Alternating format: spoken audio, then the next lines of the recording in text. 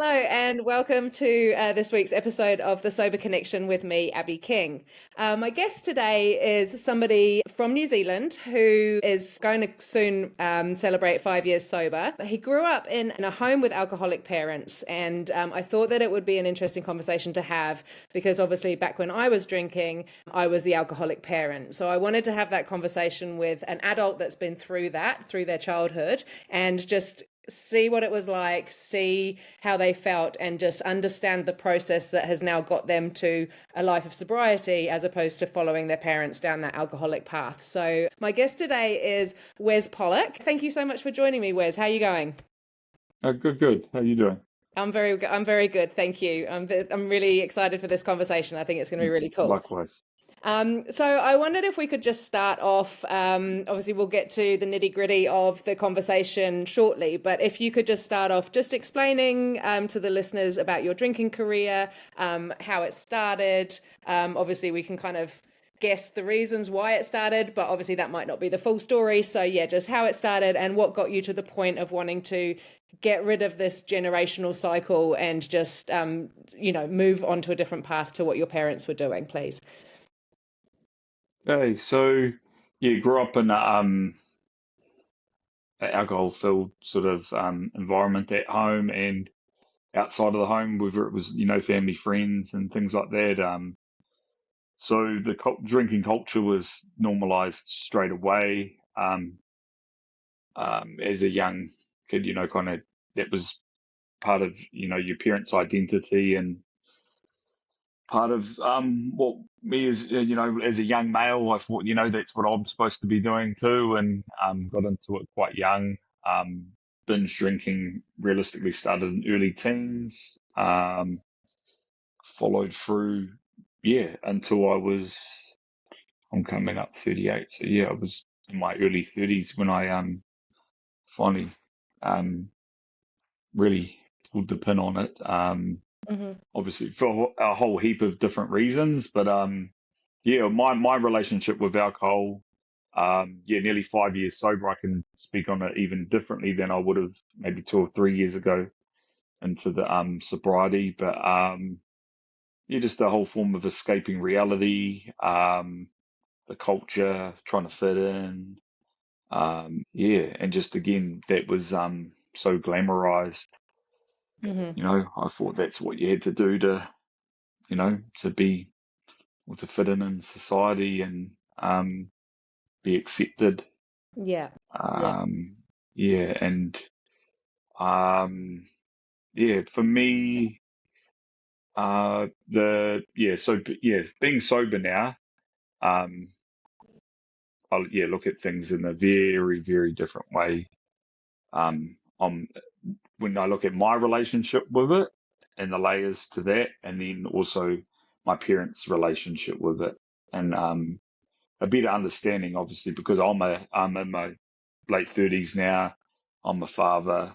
Um, yeah, I understand their journeys and different things of their life, and yeah, and yeah, overall, just wanting to break the cycle and show my kids, that you can live the other way, and that will be their choice when they're old enough. But I'll normalize that the other side of it versus just everyone around you. That's the norm.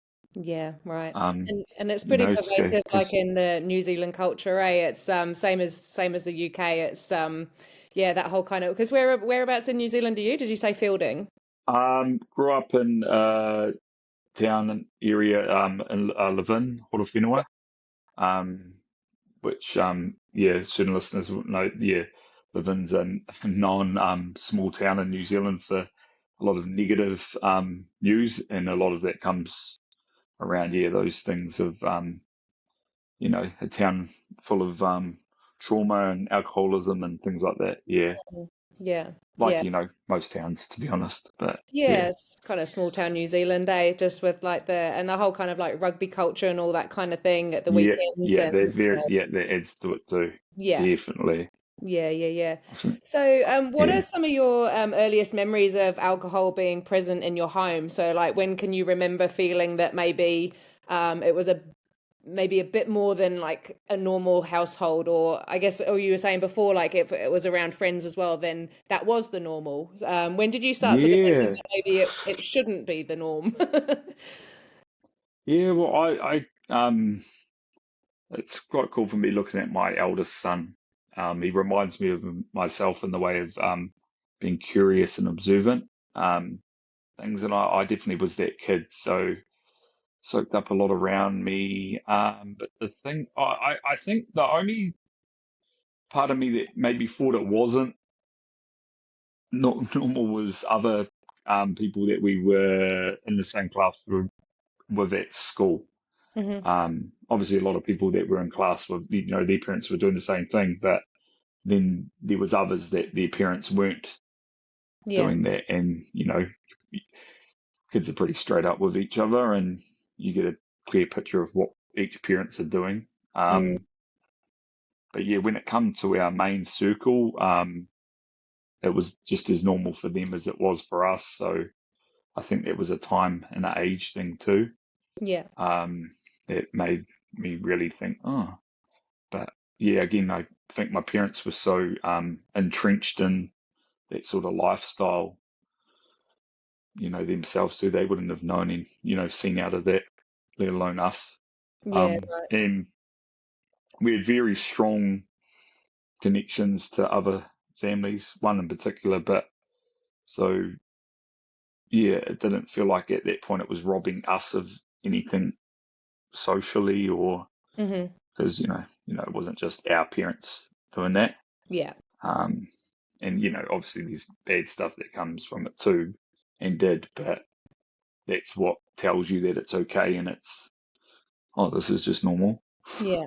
Yeah. Right. Yeah, Yeah, I know when back when I was drinking, it was very, very normal to go around to other families' houses, and like the kids' birthday parties would end up just being like a massive piss up until 3, 4 in the morning even, and the kids had all crashed out on the couch, and it wasn't yeah, their birthday party had finished at sort of 8 or 9, but all the parents had kept on going, and it was yeah, yeah. yeah, just kind of unnecessary, eh? But yeah, Yeah, and as you get older, though, you see that those things are just as, and you would have your own experiences, and even myself, that events are a good excuse.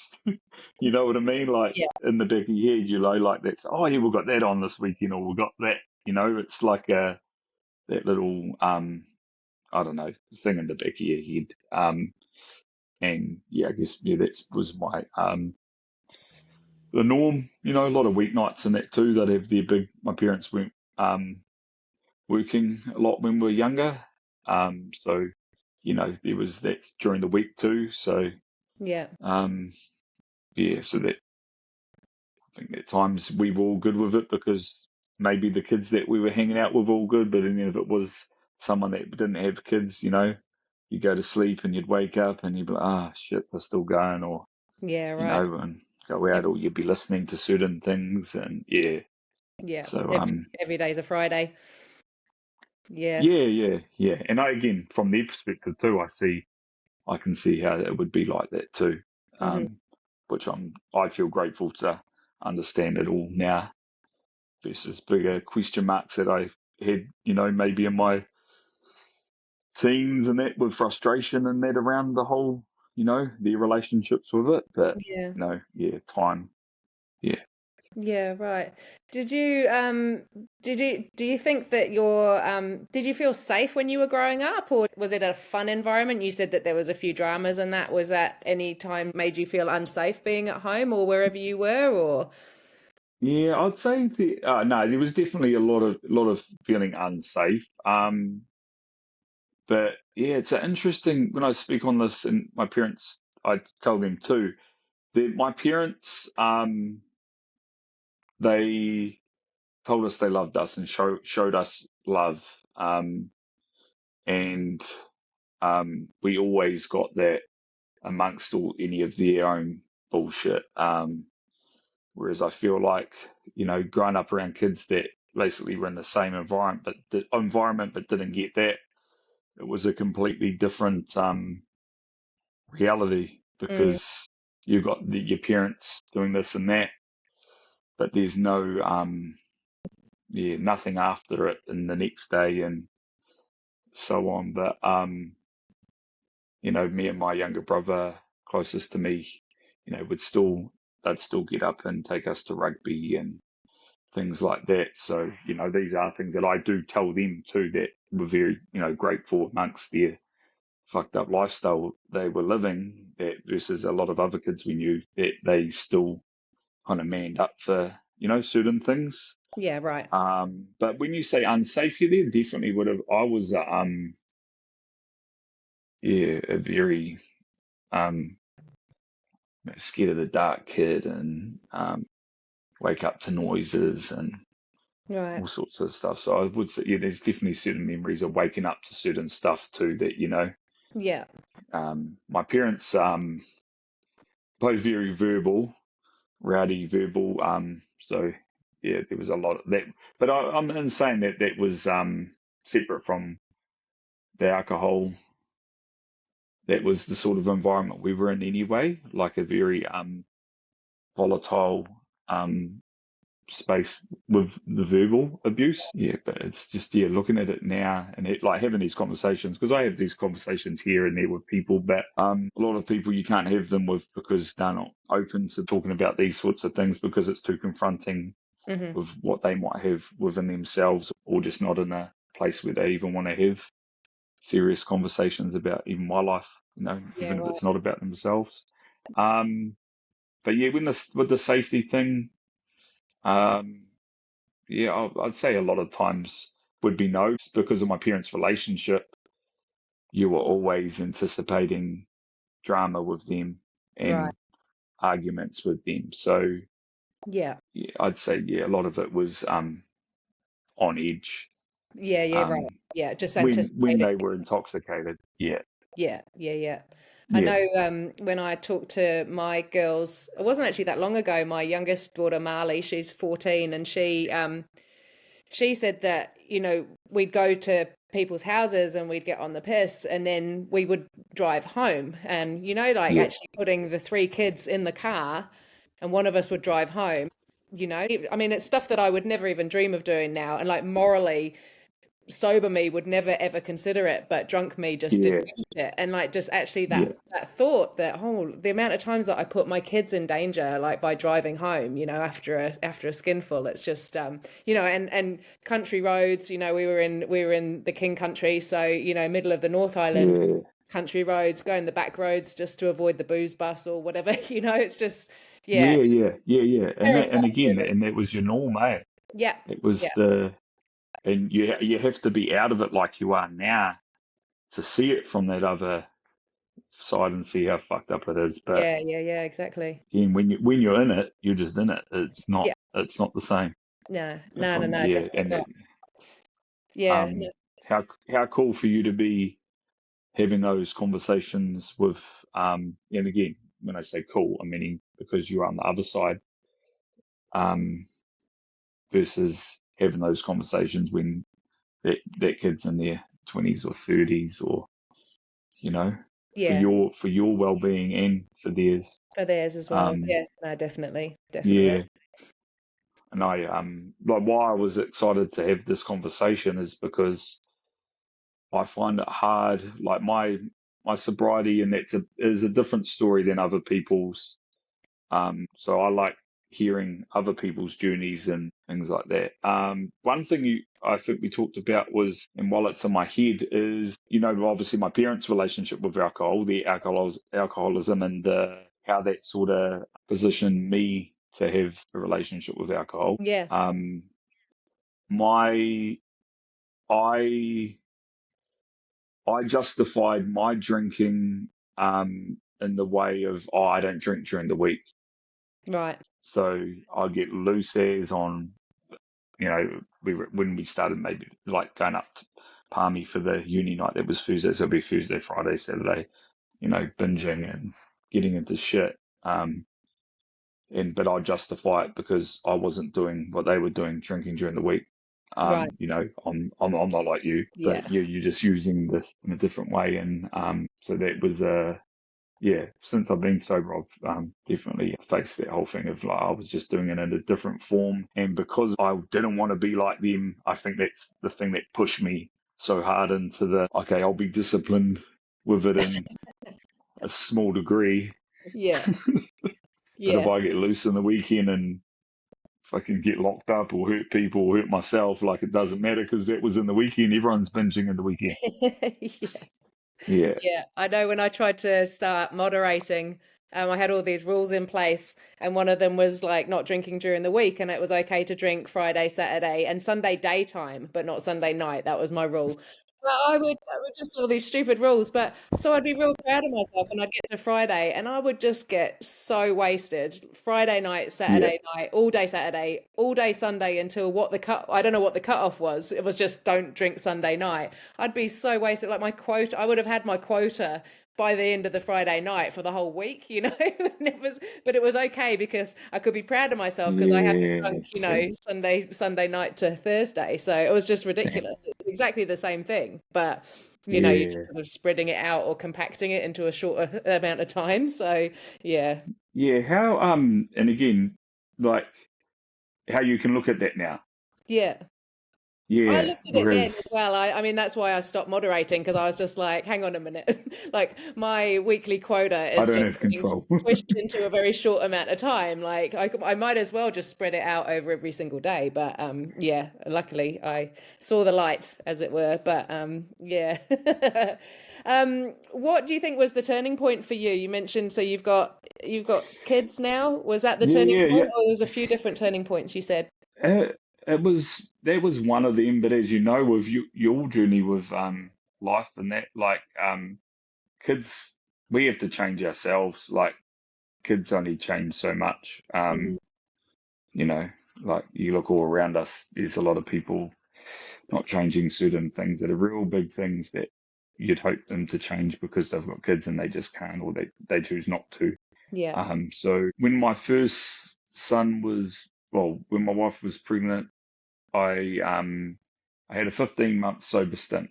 It was like the first like, no, I'm not drinking, so I'm gonna say no. And I think that was like subconsciously like going back to my childhood and thinking I need to get my shit together and kind of acknowledging what alcohol was doing to me and my mental health. Hmm.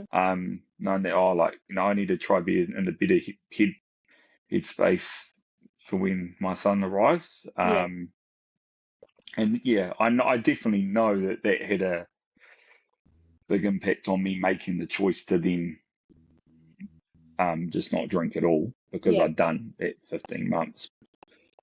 Yeah, it was like they say, it has to be for yourself. A huge thing is that breaking the cycle, generational sort of thing of like the generations of drinking. But that isn't really even just for my sons. That's for like my nephew, niece, you know, other family members, siblings, half siblings, step siblings, all them too. Yeah. Um, kind of just be like a beacon of like, oh, he's going against the grain. So that was a push too. But yeah, and other things like I had a lot of times with alcohol that I'd make poor choices and get in the shit and wake up and feel like a piece of shit and feel like I had every reason to feel like that. But it came to the point where I was just sick of waking up and feeling like I'd done something wrong and I hadn't. Hmm. Um, and that feeling lasting for days and being like, why am I doing this to myself? Like, Yeah. yeah, and I guess that part of that sober patch, not drinking as often, just having binges here and there, really like cemented like I've got more control and I think I have like and kind of like laugh at myself in a way too. Like you're doing this to yourself, you're paying for that alcohol. The next day's hell because of you. Now, You got no one else to blame yeah, but yourself. yeah, like the physical thing too, just wasting a day. Like I waste days still, but I waste them feeling good Yeah, yeah. because that's what alcohol ends up doing. You're signing up for sickness. But I just know that I was just one of millions around the world that was just caught up in that thing because I think it's the only substance that um we normalize being sick. Mm. Um after, like after a few that, you get rid of some at the time you think anxiousness and all that, but you go past that and then the next day everything comes back. Again, like I would refer to my, definitely my mum's relationship with it, um, was was definitely the reality thing, not being able to really face that at all. Hmm. So it was you need to get back into that drunken state to get away. But I just think that alcohol proves how stupid us humans are, really. Yeah, and the way marketing, just the glamorization. I always joke to people with social media how we have people endorsing different stuff, or influencers and things like that would have different products that they're pushing in that for different stuff. I was like, alcohol companies, they don't need that. Everyone's showing off their shit for free, Yeah. and I was that too. It's crazy, Yeah, it's but very clever marketing, eh? Yeah. And it's just yeah, on yeah, such a high pedestal. Like people literally think that it's just this great thing that we should be doing. And I drank for 30 years and so I was sucked in too, but it is, once you learn, it is actually a poison. When you spew up, that's your body being poisoned, and your brain, that first warm fuzzy feeling, that's your brain being attacked pretty much. And it's just the norm thing that people do. You wouldn't have yeah. that if it was heroin or crack, it would just be frowned upon. But when it's alcohol, it seems to be fair game. So yeah, bizarre. I always say to people too, so my parents were heavy pot smokers, marijuana. Like people would be like this and that. I was like, alcohol's that is the substance that brought shit into my house, and that's Yeah, the right. legal one. Yeah, yeah, yeah, Um, and even to this day, like I don't do anything, but yeah, like if someone was going to say, what room would you rather go into? What pub would you rather go into? The one where people are smoking that, or the people are drinking under the influence of it? I know what one I'd be feeling safe in. yeah, yeah, yeah. Exactly. Yeah, because there'd be all the snacks Um, there too. It's yeah, all the yeah, yeah. snacks. It's just different, all that sort of stuff, and yeah, and how quick we are as a society to judge other people. Like, yeah, my hometown and even the town I live close to is riddled with methamphetamine. Right. Um, and again, it's people go that way because again, escaping reality, they're different traumas and different stuff that they're going through, and they're even addictive in a different way, and so on. But it's all good to get pissed in the weekend and drink drive, and you know what I mean. They do Yeah. nothing, yeah, but yeah, it's crazy. Yeah. Yeah. It's definitely, yeah, societal issue. Yeah, definitely. Um, do your parents still drink? My mum doesn't now. Very grateful for that because Yeah. her health, physical and mental. I don't think she could do it now anyway. But yeah, that took a lot of for my mum to, again, it had to be her thing. Finally, had another rock bottom to really pull pin on it, which yeah, was is cool to say because I don't know how old she was when she stopped. Yeah, I'm just trying to even think now how many years it's been. You know, you're a young kid and your mum's drinking to then you're a teenager drinking to you're an adult. You drink like it's different chapters of their relationship with the substance too, Hmm. with the added things that they've gone through in different chapters of their life. So yeah, I'm just grateful that she's not poisoning herself anymore with that anyway, because definitely her into a completely different person. Yeah, Yeah. that's amazing that It's she's. just I wish my mum had seen the light earlier. We But wait. We all wish that. We all wish that. I'm grateful the lessons I've learnt from them, my parents and other people's parents. It's made me who I am. Yeah. That's yeah. Obviously, certain things in our lives you definitely don't deserve, but when it comes to just learning things and from other people's mistakes, that's not a bad thing either. Yeah. Um, Yeah. Definitely. but my dad still drinks. He knows how I feel about that. And again, like I've told, that's his thing, his life. It's been different years of be emotional and that for myself, even maybe when I was still drinking in there, but it's just an acceptance thing of that's it's his life, his relationship with that substance and his Yeah. reality. I can only control. Just like even my mum's, I can only control mine. His relationship with it's definitely been a motivating factor for myself too, in the way of like I can't say one thing and then do the other. I Yeah. can't contradict myself and just be, oh, that's because I only do it here and there. But like my parents, their generation, they were, it was glamorized in a different way, used in a different way too. I just see it for what it is now. And Yeah. that's the healthiest part for me, is that I just see it for what it is. And, people drink, no judgment on that really. I just wish people didn't. For them, not for me. Yeah, I'm the same.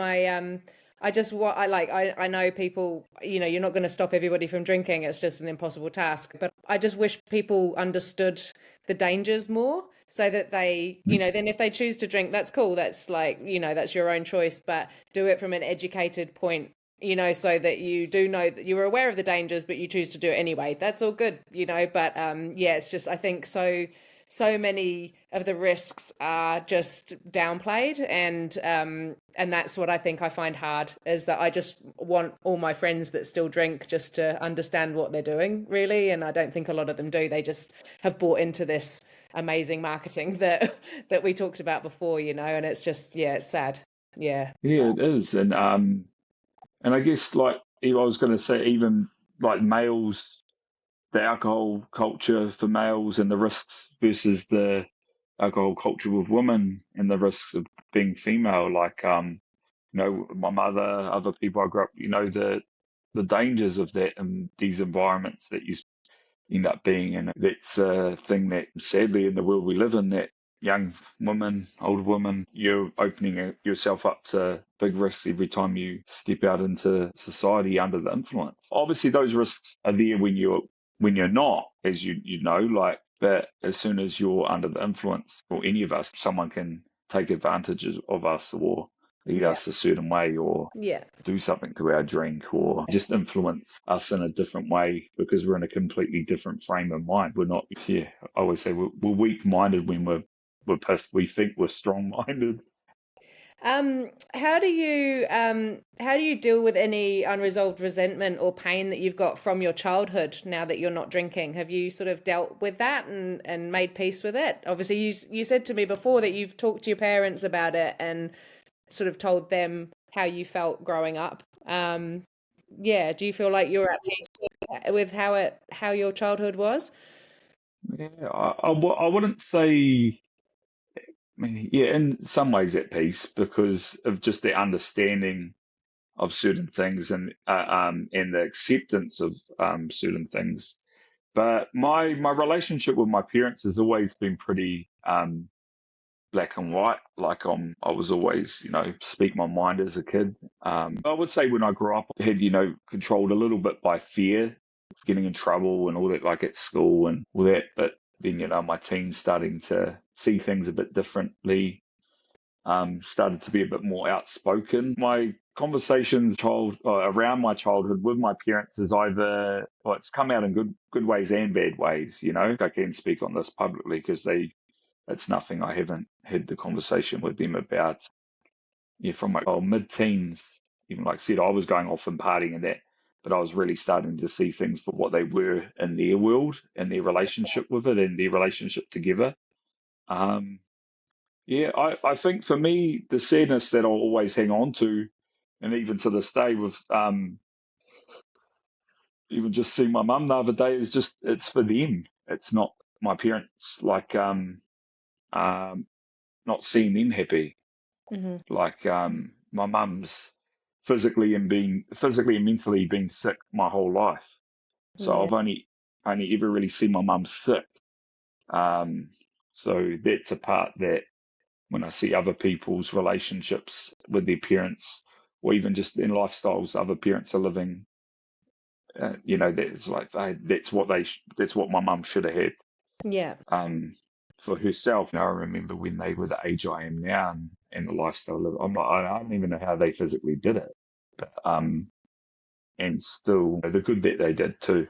Um, but it's all where I'm at mentally within myself. I'm pretty good these days at just focusing on, what I can control versus external things. Yeah. And I've got two young sons, so they really just show you about moment to moment. Yeah. Yeah, so I don't know. When I say what I was saying before about the sadness around my parents and not seeing them happy, I don't know if I'll ever get past that because I'd have to see them happy to do that, or Mm, I don't know. yeah. Are your parents It's still together? no, no, no, no. Yeah. And this is another thing when it comes to relationships. And my mum was 21 when she had me. She had out the gate journey as a teenager. Um, she'd been in little rehabs and throughout the country, little institutions, sort of things.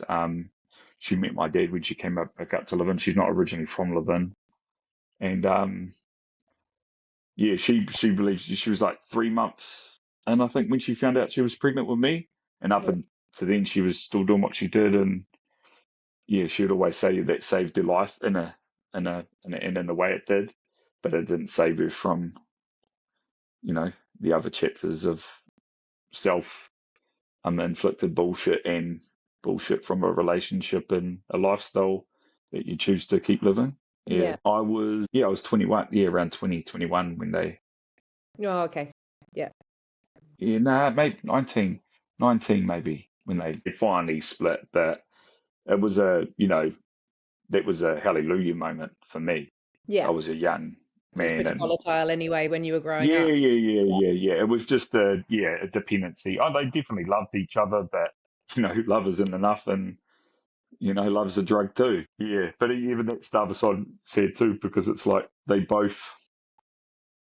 Oh, like a lot. It's again, this is a reality for millions of people around the world that their parents haven't faced their own bullshit at a younger age and got certain tools to half deal with it, and Mm, then be in a relationship and help each other.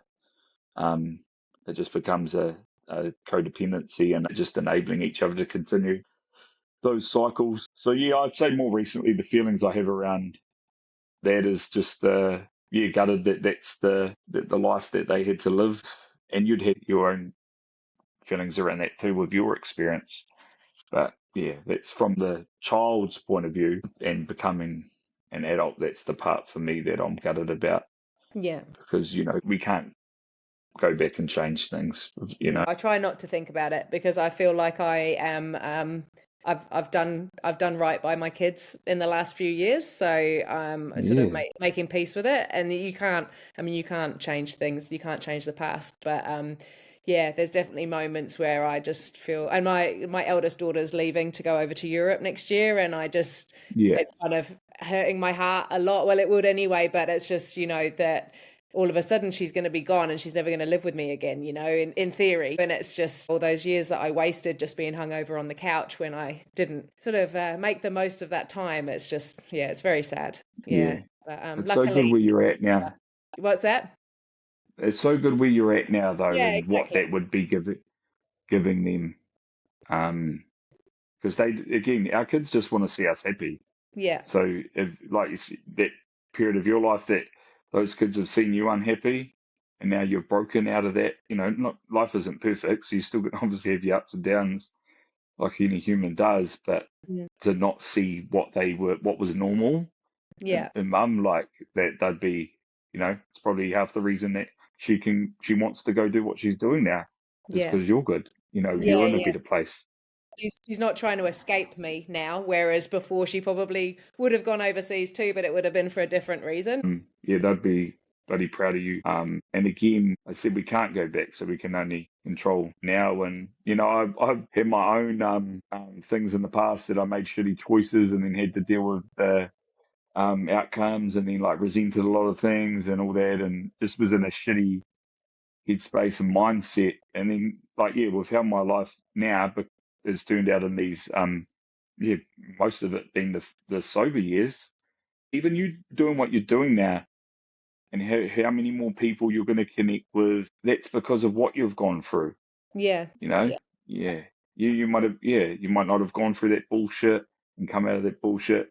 You might have been just living a real sheltered life, judging everyone else. You don't, like, you're very worldly now because of that bullshit. These conversations help ourselves and help others. I always say it's interesting, like back when I was trying to quit, I was searching for just anybody to help me. Like I just needed so much support. And then now it's kind of come full circle and I'm helping people that were in my position when I was 6 years ago, now that I'm actually sort of like helping people get to where I am at now. So it's it's really cool that something that dark can actually come around and create this sort of like beautiful situation where I'm actually helping people now. So yeah, it's really cool. Yeah, Definitely. and that's living your purpose too. Like people need to see people being through similar things that they've been through to believe. So the amount of people that with your story, um, that are going to relate to it straight away, Mm, and not might not be might be a year from now that one of the conversations you've had with someone face to face sticks, and comes out and they're like, oh, and they reach out to you. But just yeah, you're a beacon of light, especially like I look at my mum and look around and seeing women that have been alcoholics or fully consumed by alcohol. It's quite interesting because I don't think it's a mainstream sort of thing. Women really talking about that. I know women talk about a lot of stuff, and it's like, oh, men don't talk. But alcoholism's huge with females yeah. when it's the evening wines and like Yeah. and The mummy wine culture. yeah, and with the deep rooted like the trauma stuff to then even just the stresses of being a mum, Yeah. especially the mums are doing it on their own, whether the dad's around or not. There's a lot of mums out there that the dad isn't really present. They're just putting some money in the account. Mum's cleaning, cooking, washing, organising, Yeah. and Yeah. then you lean on that stuff as a coping mechanism. And um, but yeah, and obviously your story is going to change too. Like I think when I say your story is always going to be your story, but how you look at your story um, will just get even more powerful, and you'll embrace it more and be able to share more and see things from a different perspective and approach it differently with different people. Yeah. But let me ask you quickly how this came about for you too, because it's one thing to have these conversations with people in a house or thing, but to put yourself out here like Oh, the this is podcast. huge. The Yeah, podcast. like yeah, I just had a few people just kind of say, "Oh, you should do a podcast," like last year, and I was like, "Oh, don't be ridiculous." And then, yeah, I just sort of shelved the idea for a long time. It's just a confidence thing. I was just like, "No way!" Like, would I put myself out there? And then, yeah, just earlier on this year, I just thought, "Well, what have I got to lose?" And I just think it's a really interesting. I just think it's a really good way of people hearing other people's stories, and just there's bound to be, I've had one, I had my mate that I used to hang out with. We used to get up to no good when we were teenagers, and he's gone through yeah, rehab and just had an absolute, yeah, his story was amazing, and then your story, and then we've had like, I just interviewed Sober Dave the other day, who's like an absolute legend in the sober online community, and it's just really cool way of everyone's kind of, we've all kind of gone through our own experiences with alcohol. We've all had our yeah, own rock bottoms and all of that. It's just really just showing people like what a sober future looks like was my idea. But I just figured if nobody listens to it, then what have I got to lose? I'll just stop doing it. So, but yeah, people are listening to it. So I'll keep going for a little bit longer at least. But yeah. it's That's just it. cool to talk to people and listen to other people's perspectives on it, and it sort of seems to be that a lot of the same things come up. We're all we all started drinking to mask things that we were trying to escape from, or there was all these different things that have happened to most of us, and then we've sort of gone off on our own journeys, but it's all brought us back to the same spot, which is really cool. Yeah, so Yeah, it's powerful. Yes, I was going. It's a couple of the things lately that I think about myself, about other people maybe getting sober. Is I see what some humans around us are capable of and what they do when they are regularly drinking, and I just think, imagine what they could be like, or what they'd be doing if they removed that from their mm, life. Just a whole different level. Another thing, I was real sick the other week. It was real bad, sick as I've been in a long time. And it kind of took me back to those thoughts of like being real hungover because unless I'm sick like that, I'm not. sick anymore, Yeah. whereas hangovers and that were norm. So, some weeks it wouldn't be that bad, other weeks it would be full blown alcohol poisoning. Yeah. You're hugging the toilet bowl. But I don't know who said it, or I watched something, was about when you're sick, your world shrinks. And that really stuck because I'm like, that's what alcohol is. When you're drinking alcohol, you were sick and your world shrinks. What shrinks for days. Um, let alone if you get on it again. For me, being sober and having that mental clarity, being normal, your whole world opens up more, which I think it helps the mindset shift and things like that. Yeah. Because obviously alcohol does different things for different people based on our makeup and our different traits and traumas and all that sort of stuff. When you haven't got that thing fueling the fire of all your different issues with other people, issues with yourself. But in saying that, living sober is harder in another way, because you have to just face reality. You can't Yeah. hide from nothing. So Yeah. like, it's a different hard.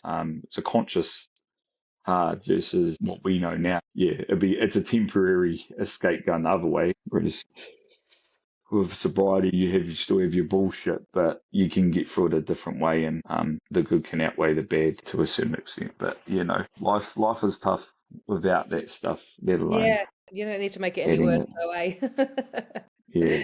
But yeah, Yeah. just that being sick and world shrinking was really just took me back to, like, that was the norm, like, Yeah. and Yeah. paying for that, and all for trying to fit in and escape, certain things about myself, or a persona, or it's a crock of shit. Yeah, absolutely. If you had somebody that was listening that has kind of gone through this situation,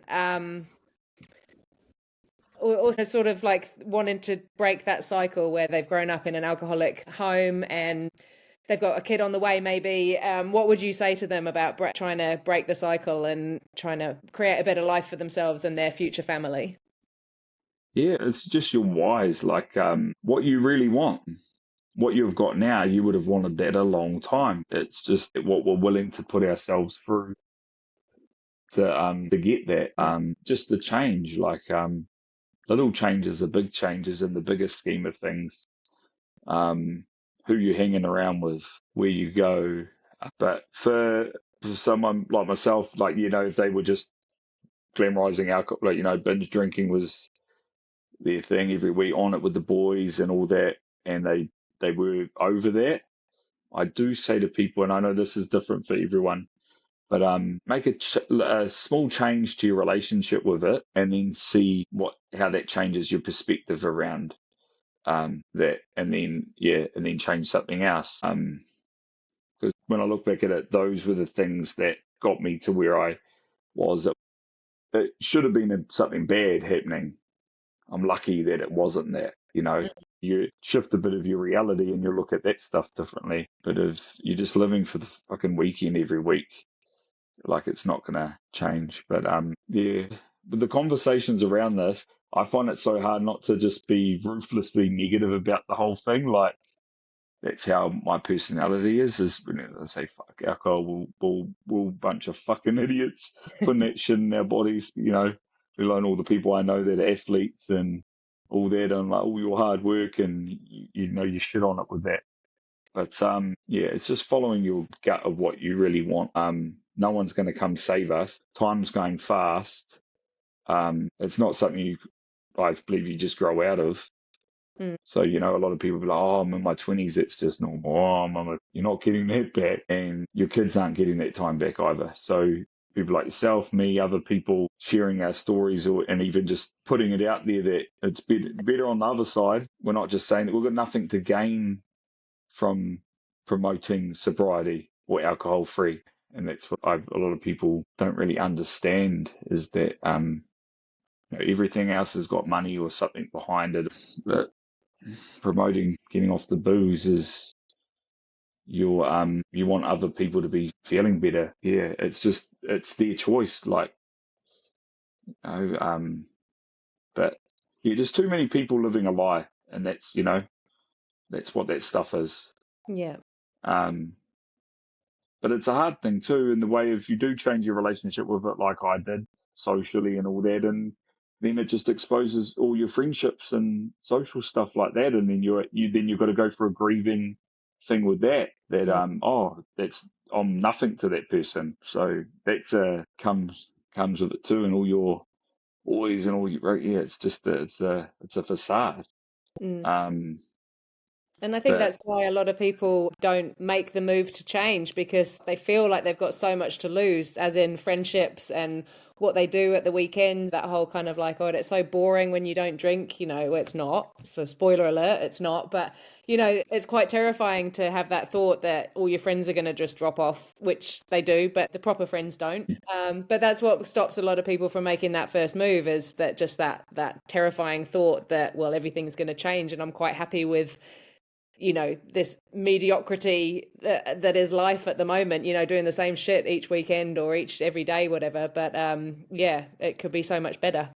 That's the yeah, reality. it's just going against what we're brainwashed to believe. And let's just say, if an older male, like you were talking about, maybe got a kid on their way, their first child, like really all you should be focused on is on your little bubble.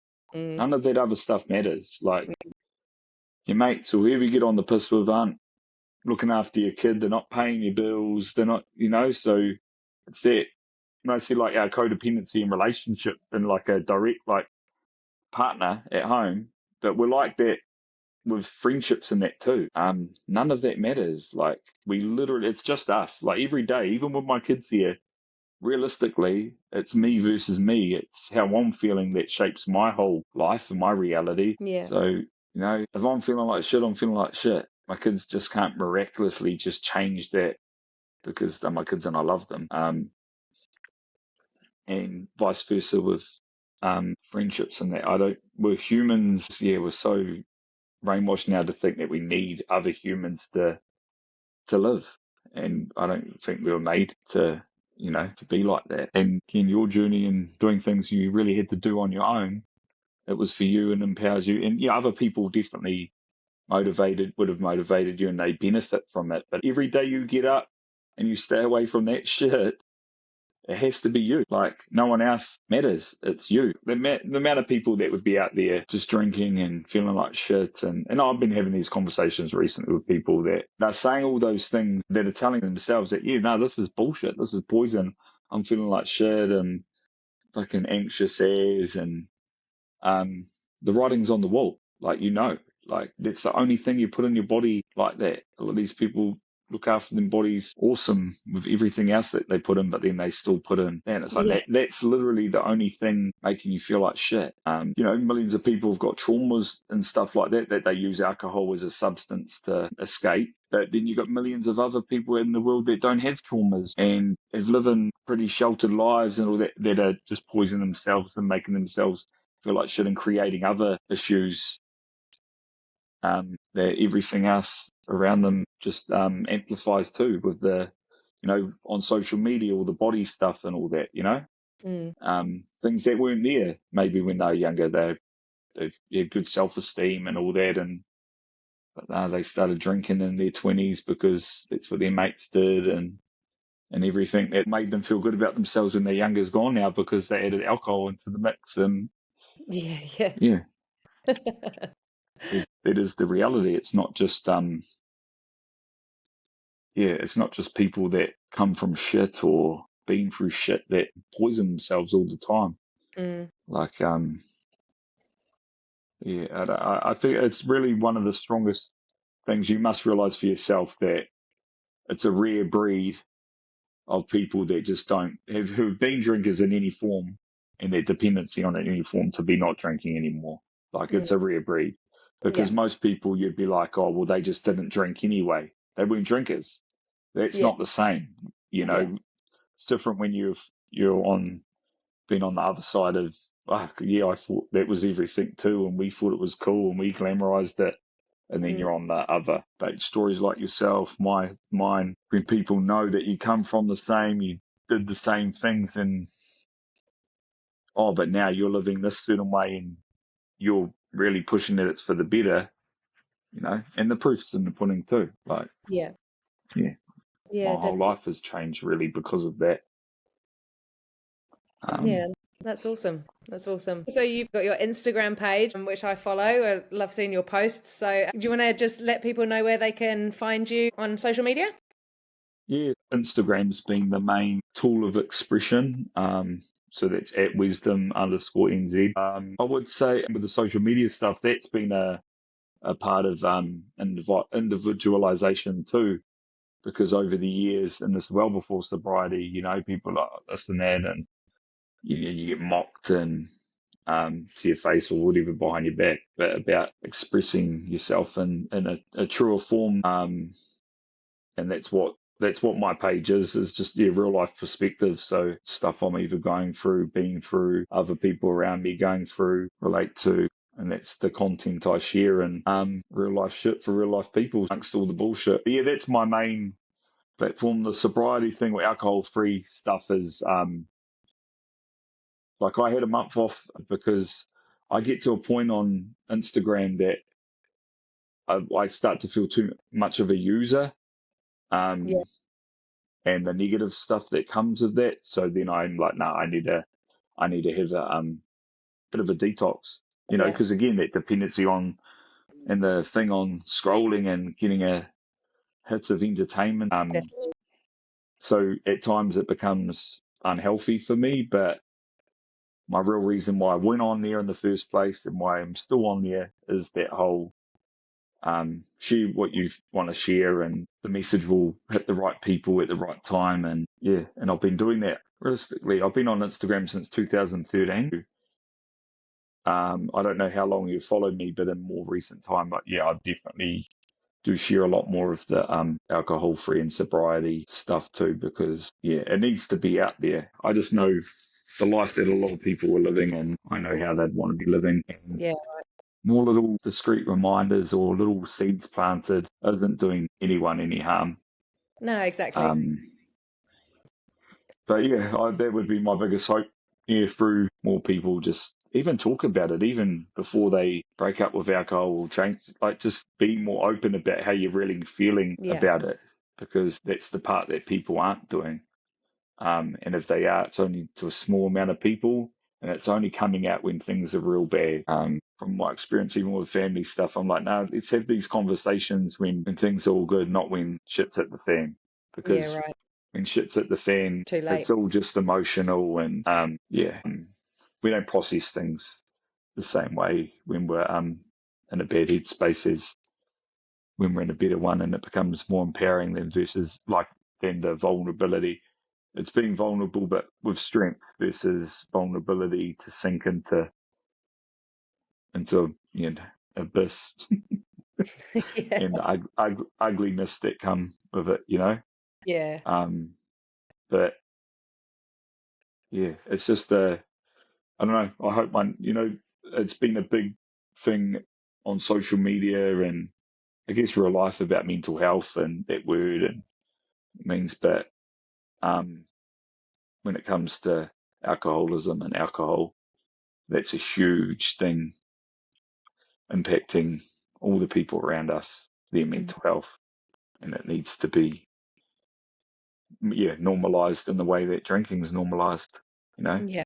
they can promote that, we can promote living the other side. Yeah, definitely. Definitely.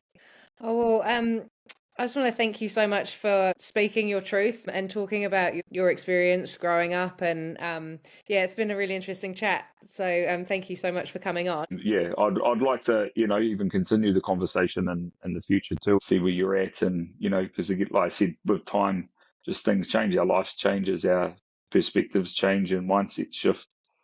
So keep doing what you're doing, and yeah, fingers crossed we can plant some growing Definitely. seeds, and then that can have the trickle effect that they are doing the same thing and living better and promoting the different side too. Yeah. Yeah. Yeah, definitely. Well, thank you so much. I'm just going to wrap up. So I hope you guys have enjoyed listening to mine and Wez's conversation. I will pop Wez's contact details for his Insta page on the show notes. Thank you so much for listening. And thank you, Wez. Thank you for your honesty. And yeah, we'll speak soon. Thank you. Take care. All right. You too. Bye. Bye.